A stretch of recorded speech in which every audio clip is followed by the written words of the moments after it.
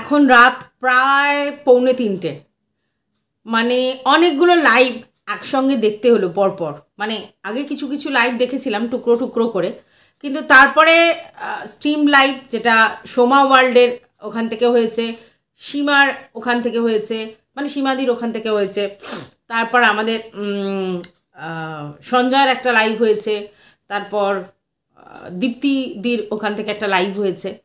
সব কটা লাইভ মোটামুটি একটু একটু করে দেখলাম। দেখার পরে কিছু কথা তো বলতেই হয়। তো প্রথমে জানাই থ্যাংক ইউ সঙ্গীতা ম্যাডামকে, যিনি একটা খুব ভালো শপথ সবাইকে দিয়ে নিয়েছে যে তারা এবার ভিডিও টু ভিডিও করবে, কোনো নোংরা অ্যাবিউজ ল্যাঙ্গুয়েজ ইউজ করবে না, কোনো রকম পার্সোনাল অ্যাটাক করবে না, কোনো সন্তানকে টানাটানি করবে না, কোনো মানে বাড়ির কোনো মানে যারা ফ্যামিলি মেম্বার তাদেরকে টানাটানি করবে না, যাতে কিনা তাদের কোনোভাবে অন্য ক্রিয়েটারকে মেন্টাল হ্যারাস না করতে পারে। তো এখানে একটা প্রফেশনে আছি, সেই প্রফেশনটা প্রফেশনের মতো করব, সেখানে কোনো রকম পার্সোনাল কোনো কিছু করব না, ঠিক আছে। এবং আমার মতে এই উদ্যোগটা কেন উনি নিয়েছেন সেটা তো প্রথমে বুঝতে হবে যে কেন উদ্যোগটা নিয়েছেন। অ্যাকচুয়ালি উনি বা ওনার মতো যারা আমাদের এই কন্ট্রোভার্সি ওয়ার্ল্ডকে দেখতেন, বা ওনার কাছে কোনো কিছু জমা পড়েছে যেখানে আমার মনে হয়েছে যে তারা কন্ট্রোভার্সির জায়গাটা কিন্তু বাঁচাতে চায়, কন্ট্রোভার্সির জোনটা বাঁচাতে চায়, এবং কন্ট্রোভার্সির জোনটা বাঁচাতে চায় বলেই কিন্তু এরকম একটা উদ্যোগ নেওয়া হয়েছে। যদি বলেন কেন, দেখুন যে হারে কন্ট্রোভার্সিতে পার্সোনাল অ্যাটাক, অ্যাবিউজ ল্যাঙ্গুয়েজ বা নোংরামি চলছিল, তাতে সুদূর ভবিষ্যতে যেটা হতো সেটা শুধুমাত্র কেস খেলাই হতো। একে লিগাল নোটিশ পাঠাচ্ছে, একে লিগাল নোটিশ পাঠাচ্ছে, কেস হচ্ছে, কোর্টে যেতে হচ্ছে, আইনে যেতে হচ্ছে, এবং তাতে কি হতো মানুষকে এত বেশি হ্যারাস হতে হতো যে আলটিমেটলি দিনের শেষে তারা কন্ট্রোভার্সি ওয়ার্ল্ড ছেড়ে চলে যেত, এখানে আর কেউ কাজ করতে আসতো না। কারণ সবাই যদি সবার এগেনস্টে একটা করে অ্যালিগেশন আনে এবং কেস লিগাল নোটিশ হ্যানা ত্যানা চলে, তাহলে কাজের থেকে তাকে বেকার ছোটাছুটি অনেক বেশি করতে হবে। দ্যাটস ওয়াই তাদের পক্ষে সম্ভব নয় আর কোনোভাবেই কন্ট্রোভার্সি করা। কারণ কন্ট্রোভার্সি করতে এসেছি কেন, আমরা অবশ্যই কন্ট্রোভার্সি করতে এসেছি নিজের অস্তিত্ব মানে ধরে রাখার জন্যে, নিজে পয়সা ইনকাম করবার জন্য।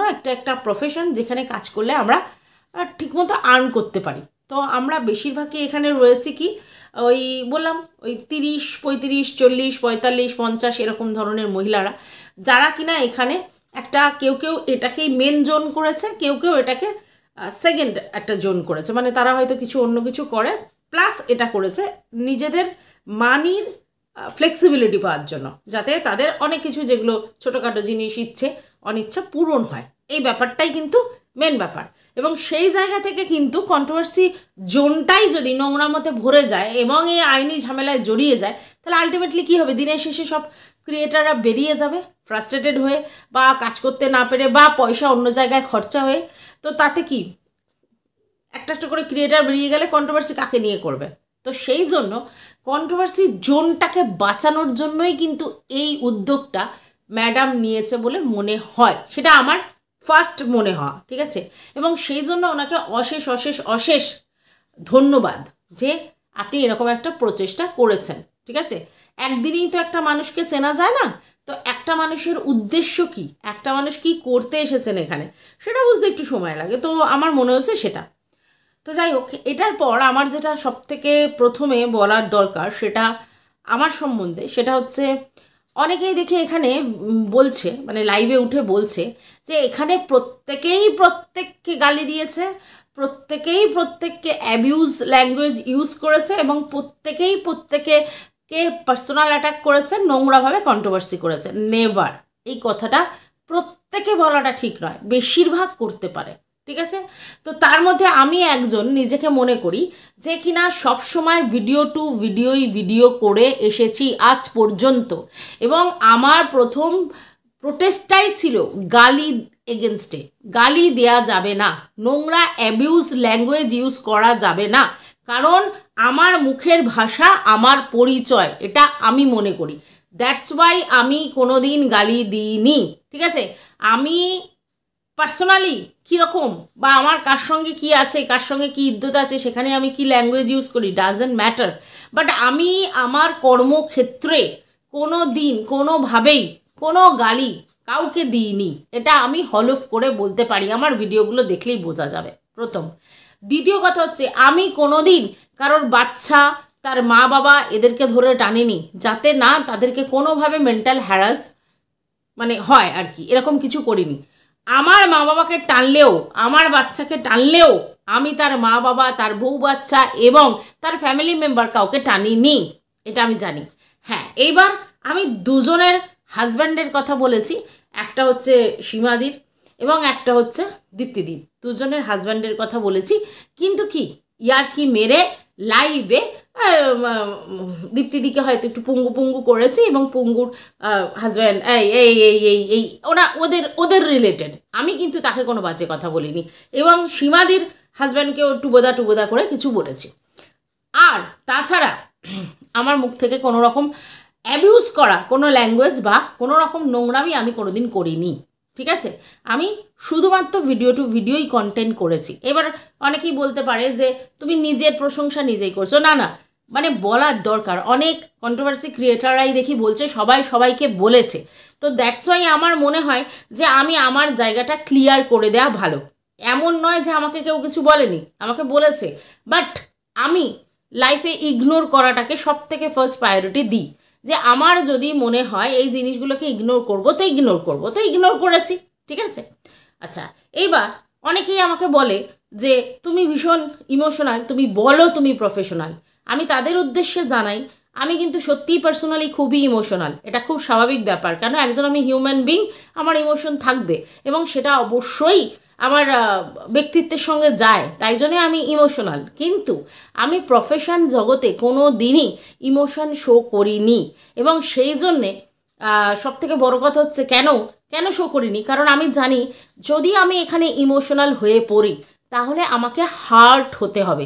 এবং ঠিক সেই কথাটাই সঙ্গীতা ম্যাডাম কিন্তু বললেন, তিনি বললেন এখানে এসে কেউ কান্নাকাটি করবে না।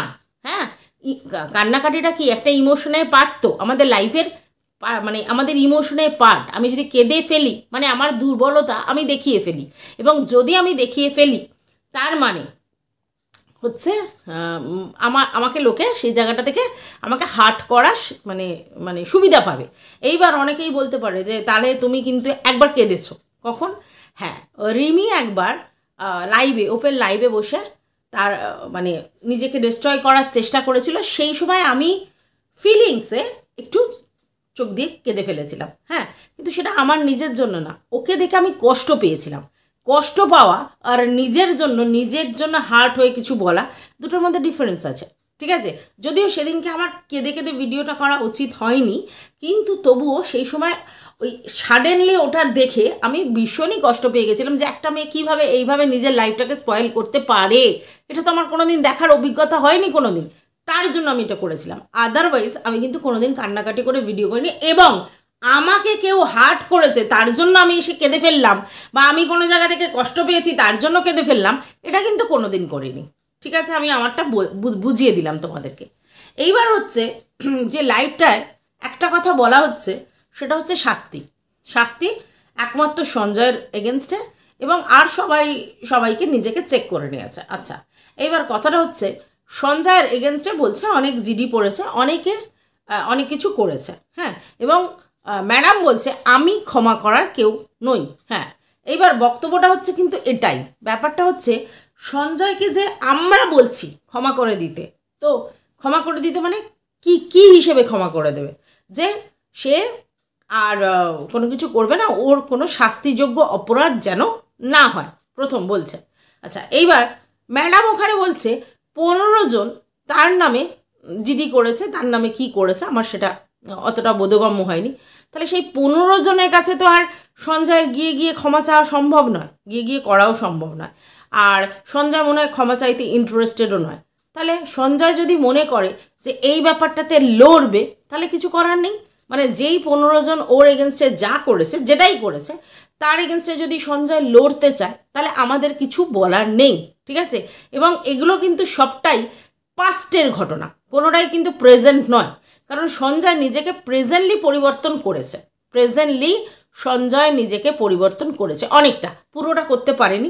পুরোটা যদি করতে পারতো তাহলে এই ভেরি রিসেন্ট যে ভিডিওটা মানে লাইভটা করেছিল সেখানে ও প্রচণ্ড উত্তেজিত হয়ে গেছিলো এবং কিছু ভুলভাল কথা বলে ফেলেছে। তার মানে পুরোপুরি সঞ্জয় নিজেকে চেঞ্জ করতে পারেনি। এবং যারা ওকে নিয়ে যেরকম অ্যালিগেশন দিয়েছে সেই সব অ্যালিগেশনগুলো অ্যাকচুয়ালি কিন্তু ওর অতীতে করে যাওয়া ঘটনা, ঠিক আছে। এবং আজকে যদি সঞ্জয় মনে করে যে সেইগুলো থেকে নিজেকে রিলিভ করবে, তাহলে তো তার কাছে দুটোই অপশান, একটা হচ্ছে সে ক্ষমা চাওয়া আর একটা হচ্ছে সে লড়া। এবার ক্ষমা কার কাছে চাইবে? 15 জনের কাছে গিয়ে তো ক্ষমা চাওয়া সম্ভব নয়, কারণ সবাই কিন্তু ভিডিও করে না, তাই না? আচ্ছা, এইবার আর তাহলে সঞ্জয় মানে এবারে সঞ্জয় তাহলে কী করবে? সঞ্জয় নিজে বলেছে ভিডিওতে ও ভয় ঠয় কিছু পাচ্ছে না, ও লড়তে পারবে। তাহলে যে লড়তে পারবে তার একটা তার মানে অল্টারনেটিভ ওয়ে আছে, তাহলে সে লড়ে দেখাক, সেখানে তো আমাদের কিছু বলার নেই যদি কেউ লড়তে পারে। আচ্ছা, এইবার আমি কিন্তু সবাইকে বলেছিলাম যে নিজেরা নিজেদের ভিডিও টু ভিডিও করো, কোনো পার্সোনাল অ্যাটাক করো না। এবং সেটা কিন্তু আমি দীপ্তিদিকেও বলেছিলাম। হ্যাঁ, কেন বলেছিলাম? তার কারণ দীপ্তিদি যখন করেছে তখন আমি দীপ্তিদিকে বলতে, দীপ্তিদি বলেছিল একটা কথা বারবার বলেছিল যে একটা বড় চ্যানেলকে সুতপা যেহেতু বলছে তার জন্য টিট ফর ট্যাটে আমি বলছি, এই কথা বলেছে, ঠিক আছে। তো আমার এখানে বক্তব্য হ্যাঁ ঠিক বলেছেন আপনি যে ও ওকে বলেছিল তাই আমি ওকে বলেছি ওর বিরুদ্ধাচরণ করবার জন্য। কিন্তু ম্যাডাম আমি একটা আপনাকে কথা বলি, সেটা হচ্ছে যে আপনি বলেছেন ঠিক আছে, কিন্তু ও যদি মানে কি বলবো উত্তম না হয় তার মানে আমি অধম হয়ে যাব, এরকম ব্যাপার কি? এরকম তো হয় না। তাহলে ওর কাজটা করেছে, ওর ভুলটা ও করেছে, আপনি কেন ভুল করবেন? এটা আমার বক্তব্য ছিল। তো যাই হোক, এখন আজকের ডেটে সবারই কথা শুনলাম, সবাই বলেছে নিজেরা নিজেদেরকে পরিবর্তন করবে এবং সবাই একটা কথা বলেছে যে কারোর বাচ্চাকে টানা হবে না, ক্রিয়েটার টু ক্রিয়েটার কথা হবে, কোনো বড় বাচ্চা ছোট বাচ্চা সেটা ম্যাটার নয়, ম্যাটার হচ্ছে কোনো কারোর বাচ্চাকে টেনে কথা বলা হবে না, ঠিক আছে। এখানে যে ক্রিয়েটার কাজ করছে সে যদি 6 বছরেরও বাচ্চা হয়, ধরুন কোনো ক্রিয়েটার যে 6 বছরের বাচ্চা কন্ট্রোভার্সি করতে এসেছে, ধরুন 18 নিচে তো হয় না, তবু বলছি যদি করতে আসে, তাহলে সেই 6 বছরের বাচ্চাকে আমরা ক্রিয়েটার হিসেবেই ধরবো, ঠিক আছে।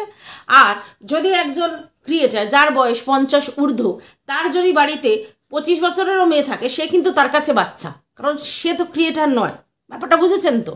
তাহলে এইভাবে কিন্তু আপনাদেরকে নিজেদেরকে বুঝতে হবে যে বাচ্চা মানে কি আর ক্রিয়েটার মানে কি। ক্রিয়েটার মানে সে যত বছর বয়সী হোক, সে যদি ক্রিয়েট করে এখানে কথা বলে, তাহলে তাকে নিয়ে যুক্তিতর্ক করার রাইটটা আমাদের আছে। কিন্তু যদি কেউ কারো সন্তান হয় এবং সে কোনোভাবেই এই ওয়াইটি জোনে যুক্ত নয়, কোনো ক্রিয়েট করে না, অন্য কোনো তার চ্যানেল নেই, তাহলে তাকে নিয়ে আমরা কোনো কথা বলবো না। বুঝতে পেরেছেন? আচ্ছা, এটা বুঝিয়ে দিলাম মানে আমি মানে যেটা বুঝলাম সেটা আপনাদেরকে বুঝিয়ে দিলাম। এরপর হচ্ছে যে এই যে আজকে সঙ্গীতা ম্যাডাম যে মানে চেঞ্জটা নিয়ে আসার চেষ্টা করছে ইউটিউবে প্ল্যাটফর্মে, এই জিনিসটা কিন্তু আমরা মানে আমি স্পেশালি আমাকেই বলতে পারি, বাদবাকি লোকের কথা বলতে পারি না। আমি কিন্তু বহুবার সবাইকে বলেছি এবং করতে বলেছি বহু দিন ধরে। আমার কমেন্ট বক্সে অবশ্যই আমার ভিউয়ার্সরা লিখে যাবেন প্লিজ যে সত্যি কি আমি এটা বলেছি না বলিনি। হ্যাঁ, আমি সত্যি কি যেটা আমি বলছি সেটা সত্যি মেনটেন করি কি করি না, এটা আপনারা প্লিজ লিখে যাবেন। তো যাই হোক, তো আমি বহুবার বলেছি, কিন্তু এটা খুব স্বাভাবিক, আমার পৌঁছটা তো অত দূর যাবে না। আমি একটা সামান্য ক্রিয়েটার, আমি কন্টেন্ট ক্রিয়েটার, আমি কন্ট্রোভার্সি করি, তা আমার পৌঁছটা তত দূর যাবে না। অবভিয়াস আমার থেকে যারা সুপিরিয়ার দ্যাট মিনস যাদের সাবস্ক্রাইবার বেশি, ভিউজ বেশি, তারা তো আমার কথাটা পাত্তা দেবে না, এটা খুব স্বাভাবিক ব্যাপার। কারণ আমার কথাটা কেন তারা পাত্তা দেবে? তার কারণ হচ্ছে আমার ওয়ে অফ টকিং যাই হোক, আমাকে দেখা হচ্ছে একটা ছোট ক্রিয়েটার হিসেবে, স্বাভাবিক। কারণ এখানে তো ইউটিউবে আমি অ্যাজ আ ক্রিয়েটারই কাজ করছি এবং সেই জায়গায় আমার যদি সাবস্ক্রাইবার কম হয়, আমার যদি ভিউজ কম হয়, তার মানে আমাকে ছোট ক্রিয়েটার হিসেবেই দেখা হবে। তো একটা ছোট ক্রিয়েটার যদি কিছু কথা বলে, সেখানে বড় ক্রিয়েটার মানে যারা এতদিন ধরে কাজ করছে, তারা স্বাভাবিক আমার কথাটাকে অ্যাকসেপ্ট করবে না। কেন অ্যাকসেপ্ট করবে? কারণ আমার সেই যোগ্যতাই তারা মনে করে না, তাই আমার এলিজিবিলিটি যখন তারা মনেই করে না, আমার কথাটাকে গ্রাহ্য করার জায়গায় নেই। কিন্তু আমি বহু দিন ধরে এই কথাটাই বলে আসছি। আর তার কারণটা কি ছিল জানেন? তার কারণটাই এটা ছিল, আমি কন্ট্রোভার্সি জোনটাকে খুব ভালোবাসি এবং আমি দেখতে পাচ্ছিলাম যে দিনের পর দিন কন্ট্রোভার্সি জোনটা নোংরা থেকে নোংরাতর হয়ে যাচ্ছে এবং আলটিমেটলি দিনের শেষে কন্ট্রোভার্সি জোনটা ডিস্ট্রয় হতে চলেছে, এটা আমি বুঝতে পারছিলাম। এবং যদি ডিস্ট্রয় হয়ে যেত বা যদি নোংরা থেকে নোংরা জায়গায় চলে যেত, তাহলে ভিউয়ার্সরা ইরিটেট হয়ে যেত প্রথম, আর দ্বিতীয় কথা কন্ট্রোভার্সি জোনটাই আর থাকতো না, এই হেলদি ক্রিটিসিজমটা মিস হয়ে যেত, আর তাহলে আমি ভীষণ বাই হার্ট কষ্ট পেয়ে যেতাম। তার কারণ হচ্ছে কন্ট্রোভার্সি জোনটা আমার পছন্দের জায়গা, কারণ এখানে মনের ভাব ব্যক্ত করার জায়গা আছে। আমি কটা ভিউজ হচ্ছে সেটার থেকেও বড় কথা, আমি যে কথাটা বলছি 5টা লোক এসে শুনছে, এই জায়গাটা নষ্ট হয়ে যেত। দ্যাটস ওয়াই কিন্তু আমি বহুবার চেষ্টা করেছি। তবে হ্যাঁ, আমি বহুবার চেষ্টা করেছি, কিন্তু অন্য কেউ না শুনুক, ভগবান তো নিশ্চয়ই শুনেছে, নিশ্চয়ই শুনেছেন। আর তার জন্যই কিন্তু আজকের এই রকম একটা পরিবর্তনের হাওয়া চলে এসেছে। ঠিক আছে, অবশ্যই সঙ্গীতা ম্যাডামের মতো মহিলাই এসেছেন যিনি কিনা করতে পারেন, কারণ তিনি একজন হিউম্যান রাইটস কর্মী। ঠিক আছে, এবং তার হাতে অনেক কিছু ক্ষমতা আছে, এবং তিনি তার ম্যান পাওয়ার আছে, এবং তার মুখের কথার অনেক ভ্যালু আছে, এবং সেই জায়গা থেকে তিনি যদি সবাইকে বুঝিয়ে বলে তাহলে লোক কিন্তু বুঝবে, তাই না? তো সেটাই কিন্তু হয়েছে। আলটিমেটলি দিনের শেষে ওনার কথাটা সবাই শুনেছে, বুঝেছে। এবার কে রাখবে না সেটা তার উপর নির্ভর করছে। কেন আমি বলছি কেন, তার কারণ হচ্ছে ম্যাডাম কিন্তু বলেছেন যে সবাইকে নিয়ে কন্ট্রোভার্সি করো, এই ক্যাতাকুরানি গামলা বা ভাঙা টিন এগুলো কোনো বাজে কথা নয়, এগুলো বলতেই পারো একটা ব্লগারের এগেনস্টে।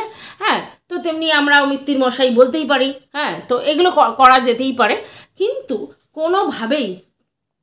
কোনোভাবেই পার্সোনাল অ্যাটাক বা নোংরা কথা বলা যাবে না। ঠিক আছে, তাহলে বলা যাবে না এটা বলে দিয়েছে। কিন্তু যদি তারপরেও কেউ বলে তাহলে কি হবে, তাহলেই তার এগেনস্টে কেস করতে হবে, তাকে লিগাল নোটিশ ধরাতে হবে। সে যদি নোংরামি করে তাহলেই তার এগেনস্টে জিডি করতে হবে। হ্যাঁ, এবং যেটা আমাদের গীতাদি বলেছেন এরপর তোমাদের সবার কথা আমি মেনে নিয়েছি, যদিও আমার মেয়ের কথা কেউ তোলোনি, তারপরে কেউ বলেছে হ্যাঁ তোলা হয়েছে। তো তারপরে তোমরা যখন এখানে ছিলে সবাই মিলে একটা যেটা বলেছো আমরা সেটাই মানব, তো আমি সেটা মানছি। কিন্তু এরপরে যদি আমার আমি তোকে নিয়ে ভিডিও করব, হ্যাঁ কন্ট্রোভার্সি আর কি কন্টেন্ট টু কন্টেন্ট কাজ করব, কিন্তু সেইখানে যদি আমার মেয়েকে ভিডিও করা হয় আমার মেয়েকে নিয়ে, তাহলে হচ্ছে কি হবে, আমি কিন্তু সঙ্গে সঙ্গে জিডি করে সঙ্গীতা ম্যাডামের কাছে যাব। হ্যাঁ, এইটাই হচ্ছে সবাইকে করতে হবে, ভয়টা কিন্তু মানুষের মধ্যে থাকতে হবে। উনি বলে গেলেন, আমরা শুনে নিলাম, তারপরে এক কান দিয়ে বের করে দিলাম, তারপরে আমরা আবার ধ্যাচান করে নাচতে থাকলাম, আমরা যেরকম জায়গা সেরকমই রেখে দিলাম, তাহলে তো কোনো পরিবর্তন হবে না। উনি বলে গেলেন অ্যাজ আ টিচার যেরকম গাইড করে ছাত্রদের, গাইড করে গেলেন, এবার সেখান থেকে ছাত্ররা যদি সেই কথা শোনে তাহলে তাদের রেজাল্ট ভালো হবে, আর যদি ছাত্ররা বা ছাত্রীরা এই কথা না শোনে তাহলে তাদের রেজাল্ট খারাপ হবে। তাহলে দিনের শেষে আলটিমেটলি সবাইকে পরিবর্তিত হতে হবে।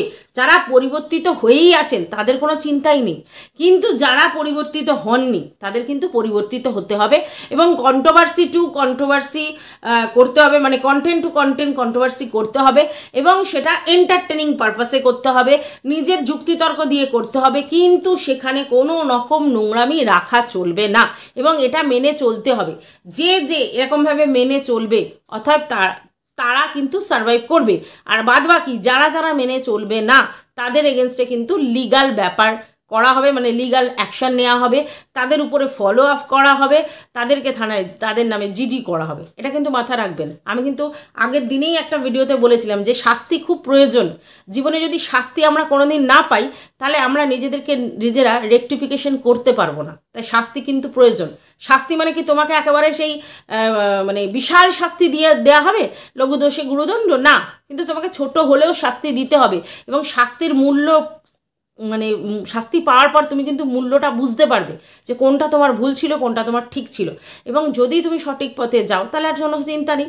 কারণ আমরা এখান থেকে দিনের শেষে ইনকাম করতে এসেছি, সেই ইনকামের পয়সা আমাদের নিজেদের ফ্লেক্সিবিলিটি বাড়াতে এসেছি, আর সেই টাকায় যদি আমরা থানা পুলিশ কোর্ট কাছারি করি সেটা কিন্তু কাম্য নয়। ঠিক আছে, আর একটা ব্যাপার হচ্ছে যে এই ওপেন মার্কেটে এসে ওই কিউআর কোড দিয়ে হঠাৎ করে টাকা চেয়ে নেওয়া, এটাও কিন্তু চলবে না। চলবে না, এগুলো এগুলো বন্ধ করতে হবে। কেউ কাউকে ভালোবেসে কাউকে গুগল পে, কাউকে কি বলবো ফোনপে এইসব করতেই পারে, সেটা তাদের ভালোবাসার লোকেরা করতেই পারে, সেটা তাদের নিজস্ব ব্যাপার। কেউ যদি কাউকে হোয়াটসঅ্যাপে তার গুগল পে দেয়, সে করলো, সেটা ঠিক আছে। বাদ বাকি ওপেনলি এসে কিউআর কোড দিয়ে টাকা চাওয়া যাবে না, ঠিক আছে? এটা আমার মনে হয়, এটা আমি অ্যাড করলাম। আর দেখা যাক তারপরে দিনের শেষে কোথায় কি দাঁড়ায়, ঠিক আছে? যদি তুমি অন্যায় করো, তার যদি শাস্তি পাও, আমার মনে হয় অন্যায় তুমি ভুলে ন্যায়ের পথে যাবে, এবং সেটাই উচিত, সেটাই কাম্য, তাই তো? আর একটা কথা ভিউয়ার্সদের উদ্দেশ্যে, কিছু ভিউয়ার্স আছে যারা তাতাতে ভালোবাসে, তাতাতে আসে, তোমাকে মেন্টালি ইচ্ছা করে হ্যামার করবে, তোমার পিছনে ইচ্ছা করে নোংরামি করবে, ঠিক আছে? এবং তারা অ্যাকচুয়ালি দেখায় আমরা ডাইহার্ট ফ্যান, এবং আমরা যাকে ভালোবাসি তার এগেনস্টে যেখানেই ভিডিও হবে সেখানে এসে মেন্টাল হ্যারাস করব। এগুলোও কিন্তু বন্ধ করতে হবে, এগুলোও বন্ধ করতে হবে। ভিডিও টু ভিডিও হবে, কারোর ভুল দেখলে লোকে বলবেই। এখানে কোনো গ্রুপিজম, এখানে কোনো বায়াসনেস চলবে না, কোনো গ্রুপিজম, কোনো বায়াসনেস চলবে না। কিসের গ্রুপ? আমার যদি মনে হয় আমার কাউকে নিয়ে পজিটিভ করতে হবে করব, কাউকে নিয়ে যদি নেগেটিভ করতে হয় করব। যদি কারোর ভালো লাগে ভালো, যদি কারোর ভালো না লাগে, ভালো লাগবে না, সে গিয়ে কমেন্ট করবে, ঠিক আছে, ওয়েল অ্যান্ড গুড। তারপরে তাকে মেন্টালি হ্যামার করা, এগুলো বন্ধ করতে হবে। কারণ এই সব ভিউয়ার্সদের জন্যই কিন্তু কন্ট্রোভার্সি জোনটা আরও নোংরা হয়ে যাচ্ছে, এটাও কিন্তু মানতে হবে। কারণ অনেক ভিউয়ার্স আছে যারা এখানে তাল লাগাতে আসে, তাতাতে আসে, এবং সেটা কিন্তু ম্যাডাম নিজেও বললো, ঠিক আছে? এবং তারা অ্যাকচুয়ালি তাদের জীবনে ফ্রাস্ট্রেটেড, তাই জন্যই তারা এই রকম নোংরামি করে বেড়ায়, এবং তাদেরকেও জনে জনে নিজেদেরকে নয় রেকটিফাই করতে হবে, আর না হলে নিজেদেরকে সাপ্রেস করে রাখতে হবে। এইভাবে নোংরামো শুধুমাত্র কন্ট্রোভার্সি ক্রিয়েটাররা করে তা কিন্তু নয়, প্রচুর ভিউয়ার্সরা করে, এবং এদেরকেও ঠিক হতে হবে, না হলে কিন্তু জোন ভালো হবে না। কারণ আমরা দিনের শেষে যেটা দেখাতে এসেছি সেটা হেলদি ক্রিটিসিজম, হেলদি কন্ট্রোভার্সি, যেটা দেখে আমরা লজিক দিয়ে কথা বলে কথা বুঝবো, সেখানে কোনো পার্সোনাল কি বলবো অ্যাটাক, কোনো রিভেঞ্জ মেন্টালিটি থাকবেই না। কিসের রিভেঞ্জ? আমরা একে অপরকে চিনি না, তাদেরকে কোনো দিন দেখিনি, শুধু শুধু একে অপরের শত্রু হব কেন? কন্টেন্ট নিয়ে কাজ করতে গিয়ে যদি সত্যি কারোর মধ্যে এলিজিবিলিটি থাকে ডেফিনেটলি সে এগিয়ে যাবে, যদি কারোর মধ্যে না থাকে সে পিছিয়ে পড়বে, এটাই খুব স্বাভাবিক। তোমাকে দক্ষতার সঙ্গে কাজ করতে হবে, এর বাইরে অন্য কিছু অল্টারনেটিভ নেই, কোনো গ্রুপিজম নেই, কোনো ভালোবাসাবাসি নেই, কোনো বায়াসনেস নেই। পজিটিভ হলে পজিটিভ, নেগেটিভ হলে নেগেটিভ করতে হবে, এটুকুনি কিন্তু বুঝতে হবে। এই ব্যাপারগুলোই আমার তোমাদের সঙ্গে বলার ছিল। তো আমার মনে হয় যে যেই উদ্যোগটা নেওয়া হয়েছে সেটা খুব ভালো একটা উদ্যোগ নেওয়া হয়েছে।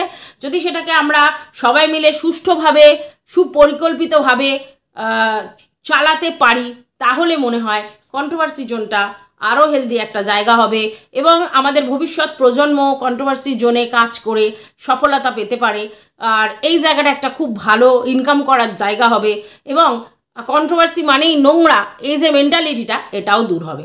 তো এটুকুনি বলার ছিল আমার ভিডিওতে তোমাদের কেমন লাগলো অবশ্যই জানিও। তোমাদের কিছু বলার থাকলে কমেন্ট বক্সে অবশ্যই জানাবে, আর আমার সম্বন্ধে স্পেশালি কিছু বলার থাকলে অবশ্যই জানাবে। আর যদি পারো তো আমাকে আমার চ্যানেলটা সাবস্ক্রাইব করে আমার পাশে থাকবে। টাটা সবাইকে, আজকের মতো।